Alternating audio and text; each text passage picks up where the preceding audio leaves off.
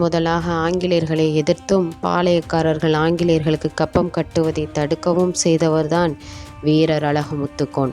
இவர் 1710 ஜூலை 11 நாள் அழகுமுத்துக்கோன் அழகுமுத்தம்மாள் தம்பதியருக்கு மகனாக பிறந்தவர். சென்னை இந்திய நிலத்தில் ஆங்கிலேயர் ஆதிக்கத்துக்கு எதிராக தீரமிகு யுத்தம் நடத்தி வீரமரணம் அடைந்த முதலாவது விடுதலை போராளி மாவீரனான அழகுமுத்துக்கோன். தமிழ் நிலத்தின் தலைவணங்கா வீரத்திற்கும் தலை சான்ற தியாகத்திற்கும் தன்னிகரற்ற அடையாளமாக விளங்கும் மாவீரன் அழகுமுத்துக்கோன் ஆங்கிலேய ஏகாதிபத்தியத்துக்கு எதிராக இந்தியாவின் பல பகுதிகள் கிளர்த்தெழுந்துவதற்கு முன்பே அதை செய்து விடுதலை போராட்ட வரலாற்றில் நீங்கா இடம் பிடித்த அழகுமுத்துக்கோனின் வாழ்வும் போராட்டமும் என்றும் மறக்காது. ஆங்கிலேயர்கள் மீது அவருக்கு அதிகமாக வெறுப்பு இருந்தது. இப்படி ஒரு நிலையில் 1750 பிரிட்டிஷ் தளபதி அலெக்சாண்டர் கிரைன் மற்றும் மருதநாயகம் ஆகியோர் எட்டயபுரம் மற்றும் அதனை சுற்றியுள்ள பகுதிகளுக்கு வரிவசூலிக்க வந்தனர். ஆங்கிலேயர்களை எதிர்க்க வீரர் அழகுமுத்துக்கோன் ஆலோசனை கூட்டம் ஒன்றை ஏற்பாடு செய்தார். இதில் ஆங்கிலேயர்களுக்கு வரி செலுத்தக்கூடாது என முடிவு செய்யப்பட்டது. தொடர்ந்து ஆங்கிலேயர்களுக்கு வரி கட்ட முடியாது என்று பிரிட்டிஷ் ஆட்சியாளர்களுக்கு கடிதம் ஒன்று அனுப்பப்பட்டது. ஆங்கிலேய அரசுக்கு எதிராக வீரபாண்டிய கட்டபொம்மன், யாரை கேட்கிறாய் வரி, எதற்கு கேட்கிறாய் வட்டி என்று ஆங்கிலேயர்களை எதிர்த்தவர் 1760 பிறந்த கட்டபொம்மன். இது அனைவரும் அறிந்ததே. ஆனால் அவருக்கு முன்பே ஆங்கிலேயர்களை எதிர்த்து வரிகட்ட மறுத்தவர்தான் வீரர் அழகுமுத்துக்கோன்.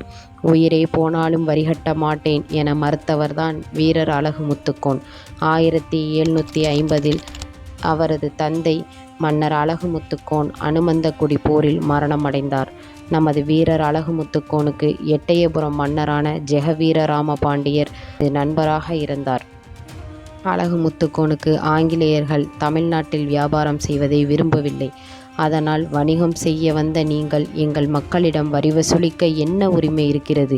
வரி வசூல் செய்தால் ஆங்கிலேய வியாபார கூட்டம் தலை இந்த மண்ணில் உருளும் என கூறினார். இதனால் ஆத்திரமடைந்த பிரிட்டிஷார்கள் எட்டயபுரபாளையத்தை தனது படைகளை குவித்தனர். அப்போது எட்டயபுர மன்னரையும் மக்களையும் பாதுகாப்பான இடங்களில் தங்க வைக்க வீரர் அழகுமுத்துக்கோன் படையை திரட்டத் தொடங்கினார். எட்டயபுரபாளையத்துக்கு ஆதரவாக போராடிய அழகுமுத்து மற்றும் அவருடைய சகோதரர்களுக்கும் ஆங்கிலேயர்களுக்கும் இடையே போர் ஏற்பட்டது. இந்த போரில் தான் அழகுமுத்துக்கோன் வென்றார். இதுதான் பிரிட்டிஷாருக்கு எதிராக நடந்த முதல் போர் என்பது வரலாறு கூறுகிறது. இதனைத் தொடர்ந்து பல இடங்களில் ஆங்கிலேயர்களுக்கு எதிர்ப்பு கிளம்பிய நிலையில் 1750 பிப்ரவரி மாத தொடக்கத்தில் திருநெல்வேலி சீமை எனக்கு ஒரு பெரிய படை அணிவகுத்தது. இந்த படையெடுப்பின் முக்கிய நோக்கமாக தென்னாட்டு அரசர்களிடமிருந்து கப்பம் வசூலிப்பதையும் ஆங்கிலேயர்களின் அதிகாரத்தை தென்னாட்டில் நிலைநிறுத்துவதுமாக கொண்டது. மார்ச் 9, 1755 மருதநாயகம் தலைமையிலான படைகள் காளமேக பெருமாள் கோயிலுக்கு தீ வைத்து அங்கிருந்த அனைத்து ஆபரணங்களையும் கொள்ளையடித்தனர். அந்த சமயத்தில் மதுரையில் இருந்து ஆங்கிலேய படை திருநெல்வேலிக்கு வருவதைக் கண்டு அவர்களை எதிர்க்க மன்னர் புலித்தேவன் எட்டயபுரம் மன்னரிடம் உதவி கேட்டார். ஆனால் அவர் உதவி செய்ய மறுத்துவிட்டார். அழகுமுத்துக்கோன் சகோதரர்கள் புலித்தேவனுக்கு உதவி செய்ய முன்வந்தனர். இவர்கள் பெத்தநாயக்கனூர் கோட்டையில் தங்கியிருந்த நிலையில் மருதநாயகம் அதாவது கான் சாஹிப்பின் படைகள் தாக்குதலில் ஈடுபட்டனர்.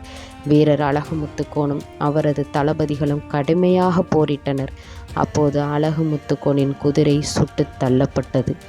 அழகுமுத்துக்கோனின் வலது காலிலும் சுடப்பட்டது. இருந்த போதிலும் இரத்தம் சொட்ட சொட்ட தொடர்ந்து 3 மணி நேரம் போர் புரிந்தார் அழகுமுத்துக்கோன்.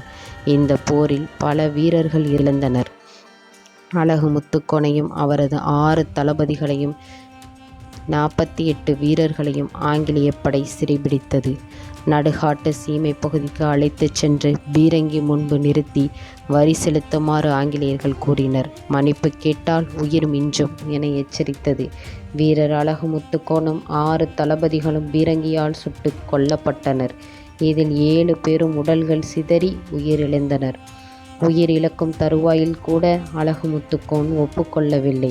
அவர்கள் உடல்கள் சேகரிக்கப்பட்டு எட்டயபுரம் அருகே உள்ள சோழாபுரம் கண்மாயில் எரிக்கப்பட்டது. தனது நாட்டுக்காகவும் நாட்டு மக்களுக்காகவும் இவர் மரணத்தை முத்தமிட்ட ஆண்டு 1759ஆம் ஆண்டு. ஆங்கிலேயர்களுக்கு எதிராக போரிட்ட வீரர் அழகுமுத்துக்கோனுக்கு தமிழக அரசு கட்டாயங்குளத்தில் மணிமண்டபம் கட்டியது. இங்கு ஆண்டுதோறும் ஜூலை 11ஆம் நாள் அரசு சார்பில் மரியாதை செலுத்தப்பட்டு வருகிறது. 2015ஆம் ஆண்டு இந்திய அரசின் சார்பில் தபால் தலை ஒன்று வெளியிடப்பட்டது. வரலாற்றில் மறக்க முடியாத மனிதர்களில் அழகுமுத்துக்கோனும் ஒருவர். உங்கள் நினைவில் உள்ள மறக்க முடியாத மனிதர்களை பற்றி கமெண்ட் பண்ணுங்கள்.